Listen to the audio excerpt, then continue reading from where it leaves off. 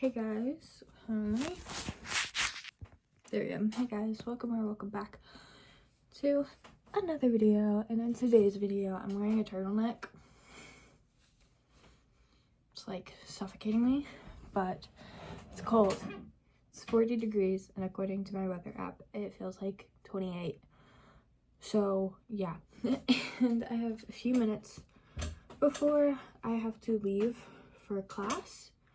So I figured why not just get this week's video out of the way, because I'm going to be super busy these next 2 weeks, I think, 1 week, whatever. But next week, I should be in a new room, so I'm excited for that if everything works out the way it's supposed to.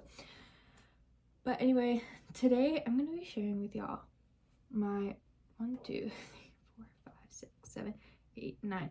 My top, oh, that, I don't like that. My top 10 favorite books. Now I'm thinking. Yeah. I think this is okay. No, this is not okay. Hold on. I got it. Now it's okay. My top 10 favorite books that I've ever read. Some of these I have read this year. Some of them I've read in previous years. I don't quite remember which ones, when I've read which ones, because I've just read so many books so far this year. I've read, I think, 34 so far.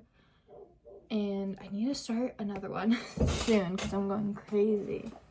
But these are my top 10 favorites. So first, we're going to start with Harry Potter and the Prisoner of Azkaban by K.J. Rowling. I love this book. I got through it pretty fast when I read it the first time, and I'm currently rereading the Harry Potter series, and this is the book I'm on. I think this is like objectively everybody's favorite, not only movie but also book, because it's just really good. And also Sirius is just, I mean, what more can I say? So my next one is The Fault in Our Stars by John Green. This book is responsible for my entire collection. I read this for the first time in the 8th grade, and that's when I really got into reading. Yeah, something in this book changed something in me. It was the first book that I wasn't dreading to read, because being somewhat dyslexic, I'm like 95% sure that I'm dyslexic. I just don't have the money to go get tested at the moment.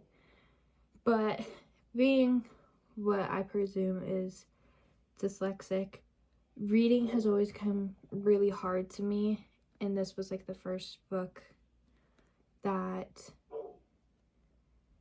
it was hard and it was challenging, but at the same time I really wanted to continue and finish it, and I did. So that in turn made me buy myself a copy. So I love that book so much. Yeah. So the next book is a recent read, actually. It is Fourth Wing by Rebecca Yarros. This is what got me really into fantasy. I love this book. I cannot stop thinking about it, and I need a show or movie that's like exactly like this book right now. It's so good, but like it takes you a little bit. She's thick, but I did really love this book. And Violet, I've really connected with Violet, and yeah, and I can't wait for the 3rd book. That's gonna be so good. I can't wait. I can't wait for the rest of the season, actually. So next is The Problem with Forever by Jennifer L. Armentrout. This was a really good book. Again, I felt really connected to the main character. Forgot her name. Mallory. So I feel like with the first 3 books, a lot of people already know pretty much what they're about. This book, I haven't seen really hardly anybody talking about it, and that makes me so sad. But basically, that's chocolate on my finger, by the way. I had a chocolate muffin.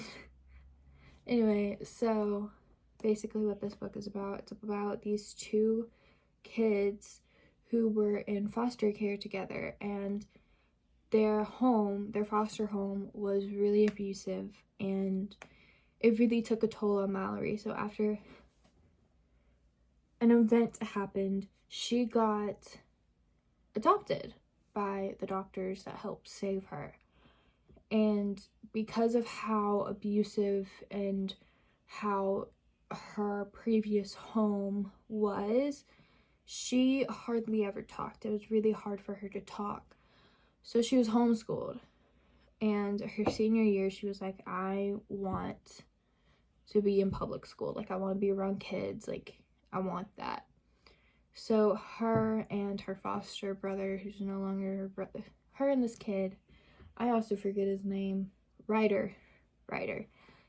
They connect again. They find each other again in high school, and it's kind of about their relationship and how it builds, and things that happen that, like, maybe not a lot of people realize actually does happen. This, I feel like, was a very real book, and it could happen in real life. Like, I've known some kids who do come from abusive foster homes, and something happens in this book where it's involved with a gang and drugs, and something that's like pretty common happens. Well, not common, but like that happens sometimes with those groups, which I feel like not a lot of people are like, that doesn't happen, but it does.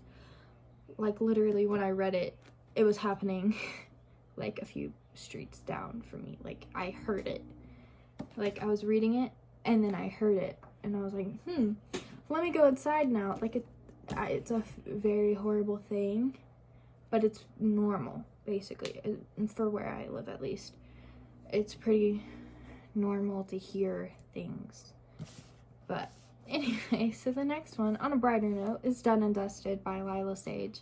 This book was such a cute book. I think at the time I gave it a 4-star, but like now, after I've read a few more books and I haven't touched it in a while,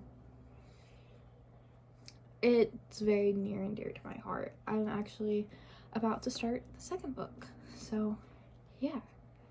It was a cutesy little book that I really enjoyed, and I feel like this would be a great movie. So somebody please make it a movie. Next is The Hunger Games by Suzanne Collins.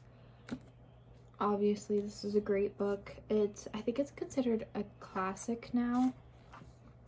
This book also got me into reading. For my 14th birthday, I actually had a Hunger Games themed cake. Obviously, that's when COVID happened, so I couldn't have like friends or anybody over, but we made do, and I can't wait for Rise on the Reaping. Can't wait. So next is An Offer from a Gentleman. It's Benedict's story. It's the Bridgerton. It's the 3rd one in the series, which they're filming this season right now, and I can't wait for it. It's gonna be so good. So spicy, so good. But I did really love this story. I love Sophie. I love Benedict, and I will defend this book till the day I die, okay? Yes, he kept saying, be my mistress, be my mistress. But also, that was like a thing at the time. He didn't think he could get married to her. because of their class, their ranks. But he loved her. That's the difference. So I can't wait to see how they turn this book into a show. I really hope that they stay pretty close to the storyline. I really want to see, obviously, the masquerade ball. I really want to see that. I really want to see the gel scene of, like, her stepmother accusing her of, well, not accusing, she did steal her, like, shoe clips or something, and got her arrested, and they were gonna kill her for that. I was like, that seems a little OD, but then Benedict comes and saves her, and, you know, Miss Bridgerton, Violet Bridgerton, she gets in a fight, I think, if I remember that correctly, but, you know, I love it.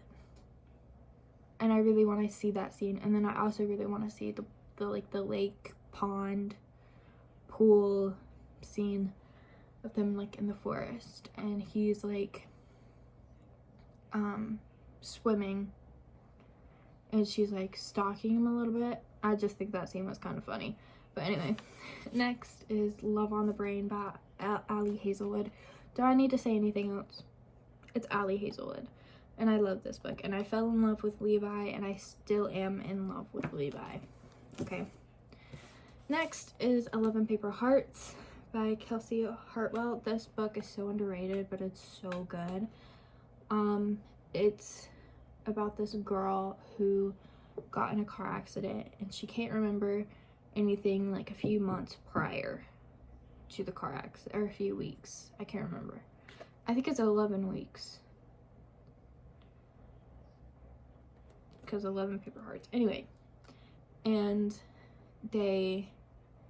she gets put on this little, like, scavenger hunt, and it's so cute, and she has to find these little heart notes, and it helps her remember everything, and it's so good. Okay, last but not least is my all-time favorite book that I've ever read. It is The Titanic Sisters by Patricia Foley. This is such a good book. It's about these two Irish sisters. They both get jobs in America, so they have to go on the Titanic. And if you know anything about the Titanic, you know what happens. And one of the sisters falls, and she gets in a coma, but the other sister sees this and thinks that she's dead. So she accidentally, like, honestly, it was an accident, but she just never told anybody. She accidentally steals her sister's identity because she had a way better job than her.